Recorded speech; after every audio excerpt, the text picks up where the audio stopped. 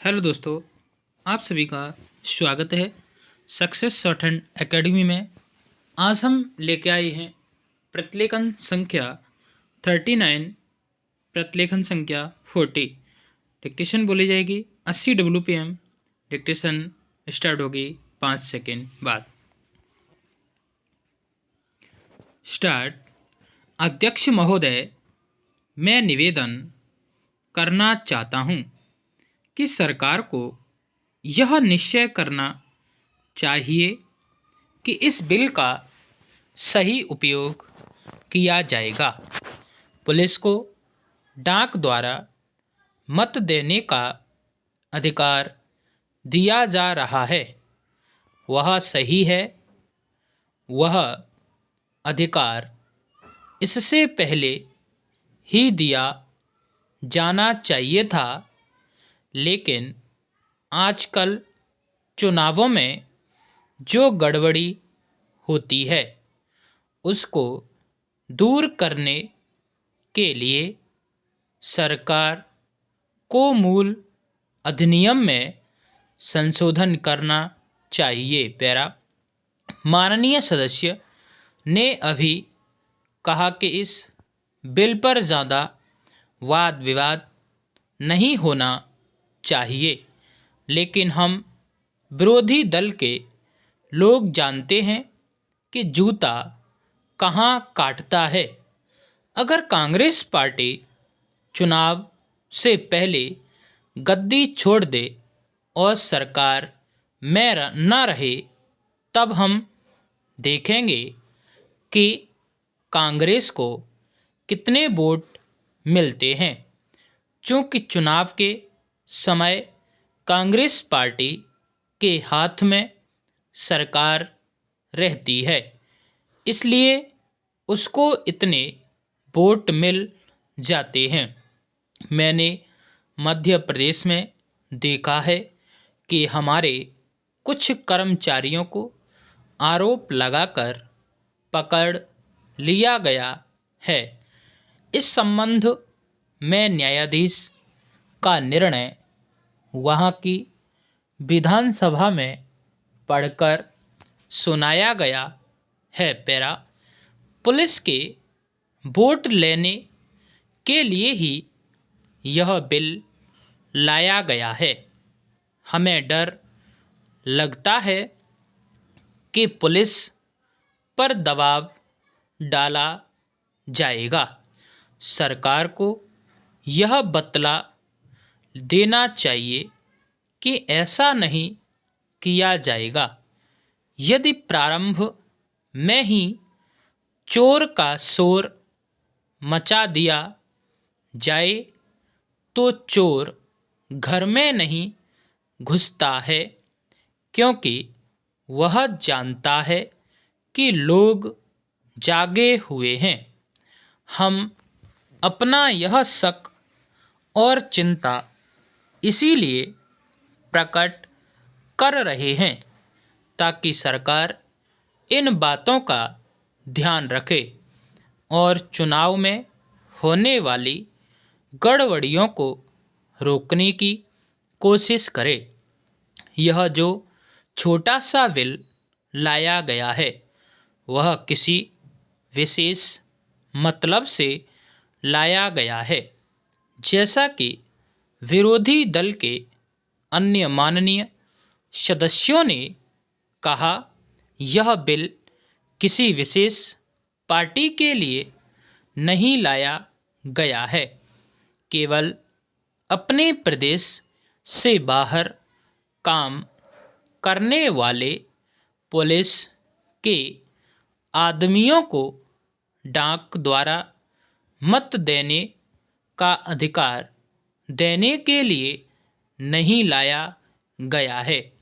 मैं निवेदन करना चाहता हूँ कि अभी देश में वे स्थितियाँ पैदा नहीं हुई हैं जिनमें वह अपनी मत के अनुसार जिसको चाहे वोट दे सकें।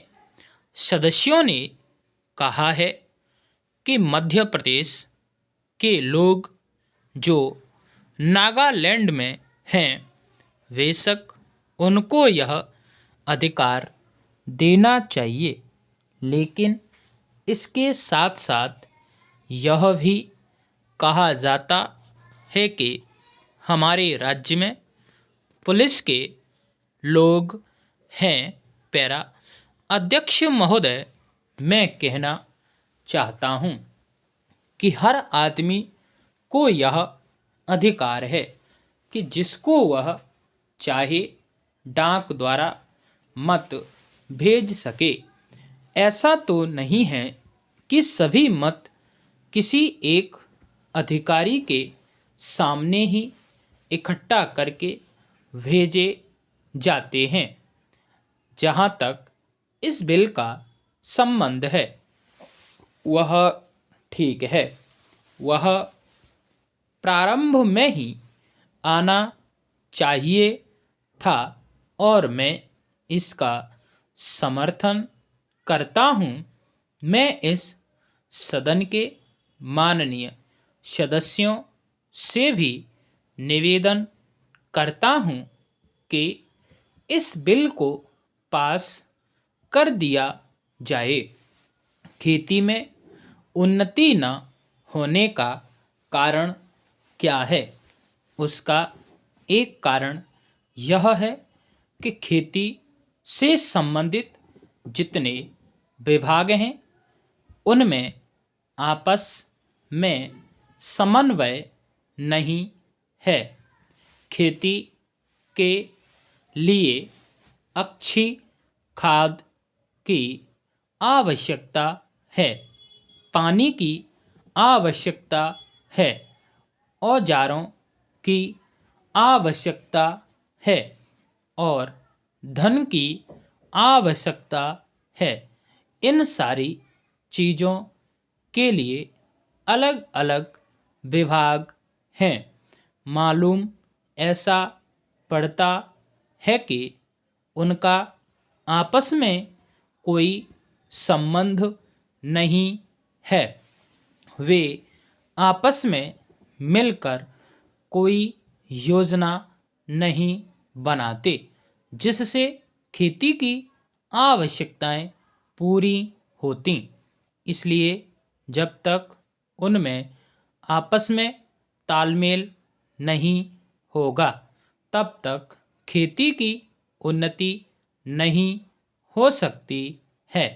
दूसरा कारण यह है कि योजना की बिल्कुल कमी है। इसके अलावा कृषि कॉलेजों से निकले हुए जो स्नातक होते हैं, जो खेती की बातों को जानते हैं, उनमें से एक भी आदमी खेती करने के लिए तैयार नहीं है। सभी प्रोफेसर बनने के लिए तैयार हैं, खेती के लिए कोई भी तैयार नहीं है। एक बात मैं माननीय मंत्री जी से विशेष रूप से कहना चाहता हूँ। अधिक उपज न होने का एक कारण यह है कि जो खेत में काम करते हैं, वे उसके मालिक नहीं है। खेत किसी और का है और काम कोई और कर रहा है। इसलिए मेरा कहना यह है कि किसानों में जब तक यह भावना पैदा नहीं होगी कि यह मेरी भूमि है, तब तक अधिक उपज नहीं हो सकती है। इसके लिए आप जब तक भूमि सुधार नहीं करेंगे, तब तक कोई बात बनने वाली नहीं है। दुर्भाग्य से इस देश में खेती करने वाले बहुत कम लोग ही भूमि के स्वामी हैं। पैरा खेती की उन्नति के मूल आधार हैं पानी, खाद, बीज, धन, उपज का उचित दाम और भूमि सुधार। इन सब की ओर कृषि मंत्रालय का ध्यान नहीं है। सरकार को प्रत्येक खेत को पानी और हर आदमी को काम देना सुनिश्चित करना चाहिए। पूर्ण विराम, स्टॉप। तो दोस्तों, वीडियो अच्छी लगी हो तो लाइक शेयर कमेंट करें, सब्सक्राइब करें, बेल आइकन दबाएं, जिससे आप लोगों तक डिक्टेशन पहुंच सके। धन्यवाद।